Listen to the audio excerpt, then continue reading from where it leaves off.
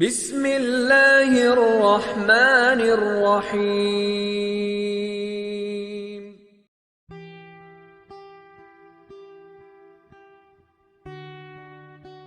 Assalamualaikum warahmatullahi wabarakatuh. Para saudaraku semua, syukur alhamdulillah kita panjatkan kehadirat Allah Subhanahu wa Ta'ala karena kita masih bisa berjumpa lagi di channel ini.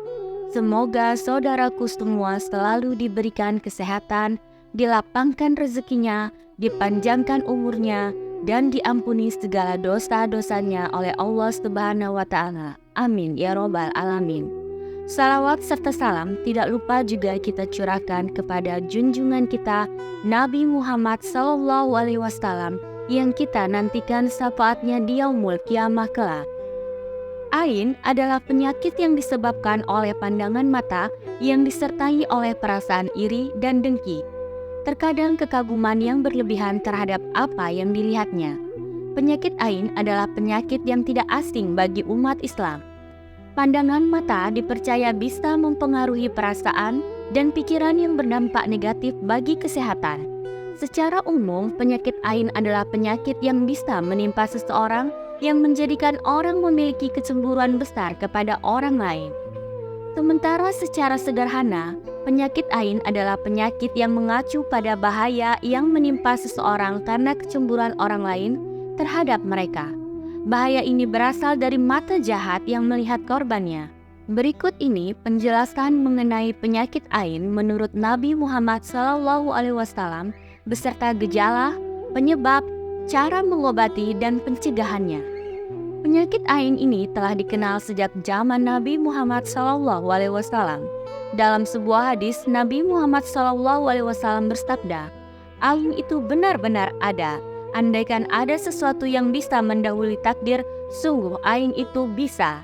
Hadis riwayat Muslim nomor 2188. Nabi Muhammad SAW pernah menyarankan bahwa seseorang untuk diruqyah agar dapat menyembuhkan dirinya dari penyakit ain. Dikisahkan Nabi Muhammad SAW pernah melihat anak perempuan Ummu Salamah radhiyallahu anha yang masih kecil dengan wajah yang cenderung berwarna hitam. Nabi Muhammad SAW bersabda, "Mintakanlah ruqyah untuknya karena dia terkena nazarah atau penyakit ain." Hadis riwayat Al-Bukhari dan Muslim. Seperti penyakit lainnya, penyakit ain juga memiliki beberapa ciri. Adapun tanda terkena gangguan ain menurut Syekh Abdul Aziz As-Sadar Hafizahullah Ta'ala adalah jika bukan karena penyakit jasmani atau penyakit medis, maka umumnya dalam bentuk seperti 1. Sakit kepala yang berpindah-pindah. 2. Wajah pucat. 3. Sering berkeringat dan buang air kecil. 4. Nafsu makan lemah. 5. Mati rasa. 6. Panas atau dingin di anggota badan. 7. Detak jantung yang cepat dan tidak beraturan. 8. Rasa sakit yang berpindah dari bawah punggung dan bahu. 9. Bersedih dan merasa sempit atau sesak di dada. 10. Berkeringat di malam hari. 11. Perilaku atau emosi berlebihan. 12. Ketakutan yang tidak wajar. 13. Sering bersendawa. 14. Menguap atau terengah-engah. 15. Menyendiri atau suka mengasingkan diri. 16. Diam atau malas bergerak. 17. Tenang, terlalu banyak tidur. 18. Adanya masalah kesehatan tertentu tanpa ada sebab-sebab medis yang diketahui. Dikatakan penyakit ain terjadi akibat adanya hasad atau perasaan iri dan dengki atas nikmat yang dimiliki orang lain. Orang yang memiliki hasad kepada orang lain akan memandang orang tersebut dengan pandangan yang penuh kebencian. Hal inilah yang bisa menyebabkan berbagai gangguan ain yang mengancam kesehatan hingga nyawa seseorang. Dalam hal ini, Allah pun telah memerintahkan seluruh umatnya untuk menghindari bahaya dan dampak buruk dari sifat hasad. Hal ini seperti yang tercantum dalam surat Al-Falaq ayat 5, dan dari keburukan orang yang hasad. Bukan sifat hasad yang berupa kebencian, pandangan kagum yang cenderung khawatir pun bisa menyebabkan penyakit ain pada orang lain yang dilihatnya, bahkan pada benda mati. Dengan begitu, sebisa mungkin setiap umat manusia harus mencegah keburukan tersebut agar tidak membahayakan orang lain dan diri sendiri. Cara mengobati penyakit ain adalah dengan membiasakan membaca surah Al-Falaq, surah An-Nas, dan surah Al-Ikhlas di pagi dan sore hari setiap hari. Menurut sebuah hadis, Nabi Muhammad SAW berkata, Qul huwallahu ahad dan muwaidayatin Al-Falaq dan An-Nas. Artinya, ketika Anda memasuki malam dan ketika Anda bangun di pagi hari, 3 kali dan itu akan melindungi Anda dari segalanya. Hadis riwayat Tirmizi 3575.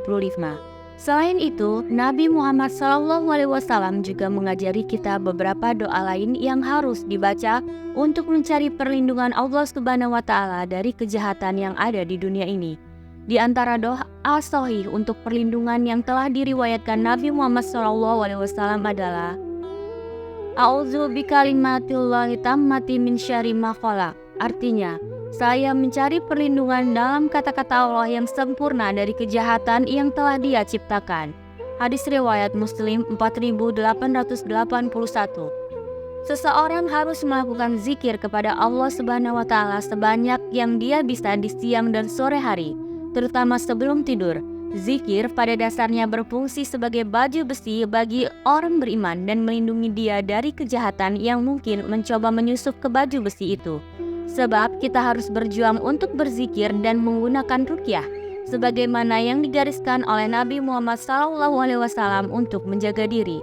Diriwayatkan bahwa Aisyah bersabda, Rasulullah SAW, damai dan berkah Allah besertanya, memerintahkan saya atau Dia memerintahkan orang-orang untuk menggunakan ruqyah untuk menangani mata jahat.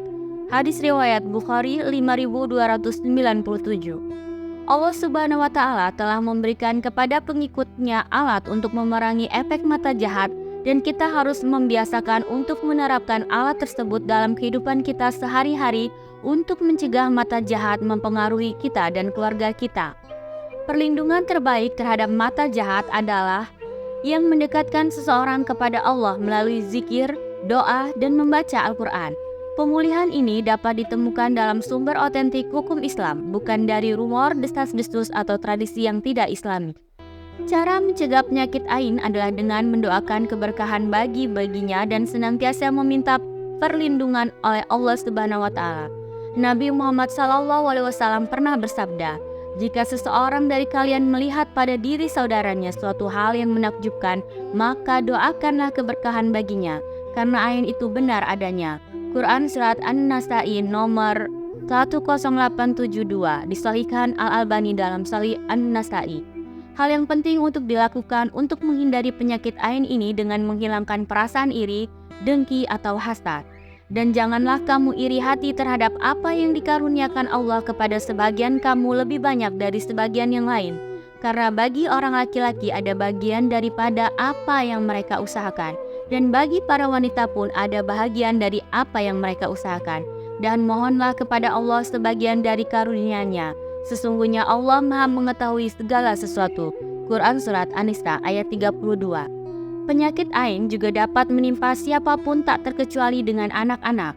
Oleh karena itu, setiap orang tua harus senantiasa mendoakan anak-anak mereka agar terhindar dari penyakit ain dan selalu mendapatkan perlindungan oleh Allah Subhanahu wa Ta'ala. Orang tua juga dapat membacakan doa agar anak terhindar dari penyakit seperti yang pernah dicontohkan oleh Nabi Muhammad SAW berikut ini. U'idzuka bikalimatillahi tammah min kulli syaiton wa hammah wa min kulli ainin lammah. Artinya, aku memohon perlindunganmu dengan kalimat-kalimat Allah yang sempurna dari segala gangguan setan, binatang pengganggu, dan dari pandangan mata yang buruk. Semoga video ini bisa menjadi pengingat sekaligus pengetahuan baru yang bermanfaat bagi kita semua. Jangan lupa like, komen, dan share video ini kepada sahabat dan keluarga kita agar kita semua dapat memahaminya dengan baik.